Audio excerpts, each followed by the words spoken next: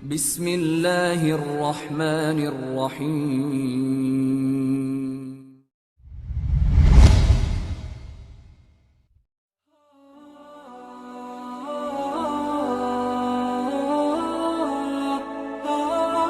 Seperti yang masyhur dalam kisah Bahirah, salah satu pendeta Nasrani yang berada di negeri Syam.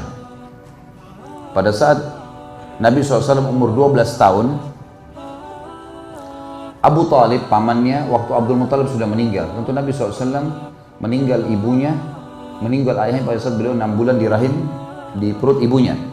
Kemudian Nabi SAW disponsori oleh ibunya sampai umur 6 tahun. Kemudian ibunya meninggal, lalu disponsori oleh kakeknya Abdul Muttalib dari umur 6 tahun sampai 8 tahun, 2 tahun. Dan pada saat itu Abdul Muttalib menjadi Raja Mekah. Kemudian setelah itu pamannya Abu Talib sampai masa kenabian, sampai meninggalnya Abu Talib. Tentu di sini teman-teman sekalian, waktu Abu Talib menaungi Nabi SAW dari umur 8 tahun sampai Nabi SAW dinobatkan menjadi Nabi, cukup lama. Pada saat Nabi SAW umur 12 tahun, sempat Abu Talib ingin keluar ke negeri Syam berdagang dengan beberapa teman-temannya. Lalu kemudian ikutlah Nabi SAW. Dalam buku-buku sirah disebutkan Nabi SAW bergelantungan di bajunya Abu Talib, menangis, tidak mau kecuali di bawah. Dan ini bukan tradisi Nabi SAW. Biasanya Nabi tidak pernah begini. Sampai istri Abu Talib dan Abu Talib pun heran. Biasanya Nabi SAW sangat dewasa.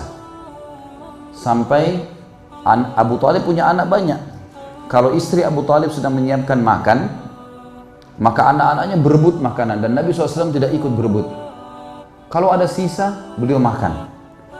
Kalau nggak ada ya sudah, beliau diam.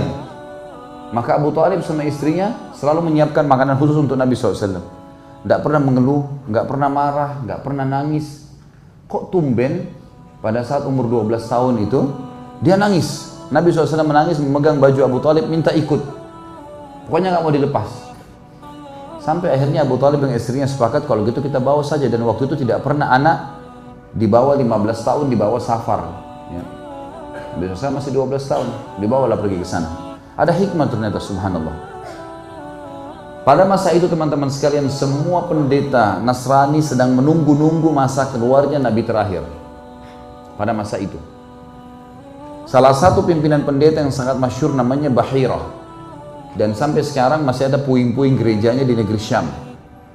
Dikenal dengan gereja Bahirah.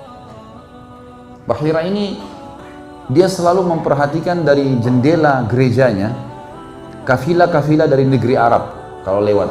Karena dia tahu dari Jazirah Arab itu Nabi terakhir.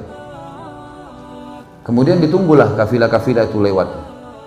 Sebagaimana juga saya jelaskan kalau tidak salah pertemuan yang lalu, nama Nabi Muhammad SAW, Muhammad sendiri itu dari kitab Taurat dan Injil. Dan Abdul Muttalib mendapatkan dari seorang pendeta Nasrani juga. Sebelum Nabi Muhammad SAW tidak ada yang tahu nama Muhammad dan Ahmad. Gak ada orang Arab namanya ini. Ini diambil dari kitab Injil. Karena pendeta pernah berkata kepada Abdul Muttalib waktu ketemu dengan Abdul Muttalib, kakek Nabi ya. Sementara kita kembali ke kisah Abu Talib. Maka Abdul Muttalib sempat ditanya oleh seorang pendeta Nasrani di negeri Syam, dari mana kalian? Dia bilang dari Jazirah Arab. Dari kota mana tepatnya? Dari Mekah. Kata pendeta itu, akan keluar dari kota kalian Nabi terakhir yang kami semua menunggunya dan namanya Muhammad. Orang tidak ada yang tahu nama Muhammad orang Arab pada saat itu, walaupun maknanya bagus. Muhammad dan Ahmad sama, artinya terpuji. Seperti kalau kita baca Alhamdulillah, Alhamdu hamada yahmadu, artinya terpuji. Ahmad dan Muhammad sama artinya. Maka kata Abdul Muttalib, dari mana anda tahu? Dia bilang, kami tahu dari kitab kami. Taurat dan Injil menceritakan Nabi terakhir namanya dia Muhammad. Maka Abdul Muttalib pun pulang bersama dengan 3 orang temannya. Kalau teman-teman ikuti di sirah, saya panjang lebar ceritakan tentang siapa saja nama teman Abdul Muttalib, dan akhirnya dia pulang dan mereka sepakat siapa yang dikaruniai anak pertama laki-laki atau cucu pertama laki-laki, mereka akan memberikan nama Muhammad. Dan pada saat itulah yang paling pertama menemukan cucu adalah Abdul Muttalib, dan beliau memberikan nama Muhammad. Ini rahasia nama Nabi Muhammad SAW. Belum saya jelaskan ya? Walaupun sudah, anggap belum. Sudah jadi kebiasaan.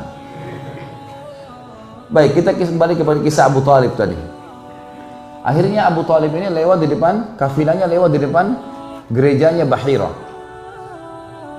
Tepatnya istirahat di depan situ. Uniknya kafilah ini dari semua kafilah ini lagi panas terik matahari, dinaungi oleh awan. Khusus kafilah ini yang ada Nabi SAW.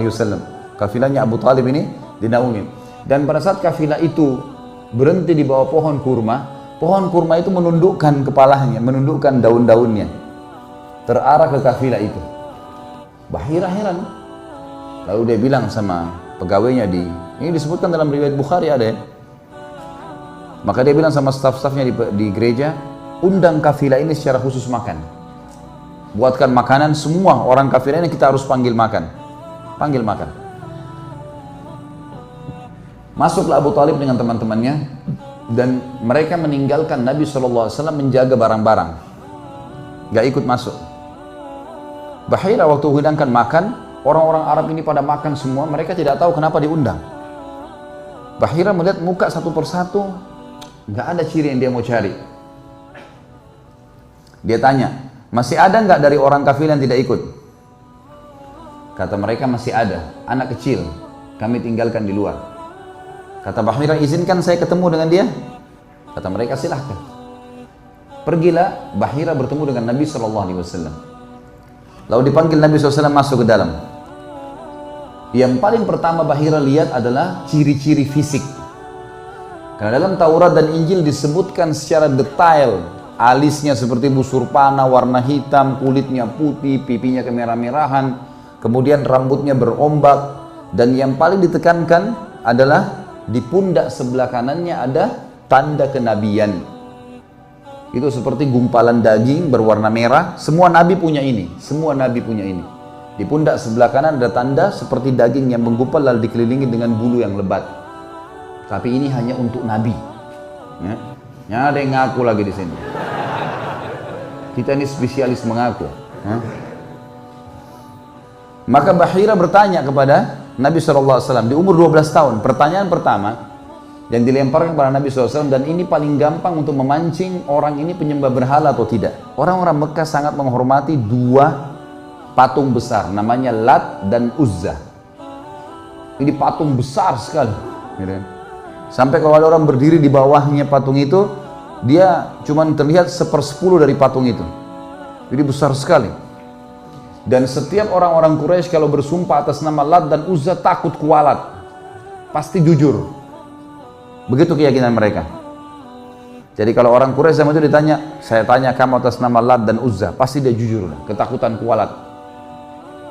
Maka Bahira bertanya kepada Nabi SAW, hai anak kecil, saya bertanya kepada kamu atas nama Lat dan Uzza, jujurlah. Saya mau bertanya. Jawaban Nabi SAW, jangan kau sebutkan dua nama berhala itu, karena saya tidak menyukai keduanya. Belum pernah ada orang Quraisy begini nih. Bukan cuma sekedar menolak, tapi memastikan berhala dan membencinya. Bahira heran. Lalu kemudian Bahira mengatakan, hai anak kecil, apa kau izinkan saya melihat pundakmu? Karena Nabi SAW silahkan. Dibuka pundaknya, ditemukan tanda kenabian, namanya alamat nubuwah.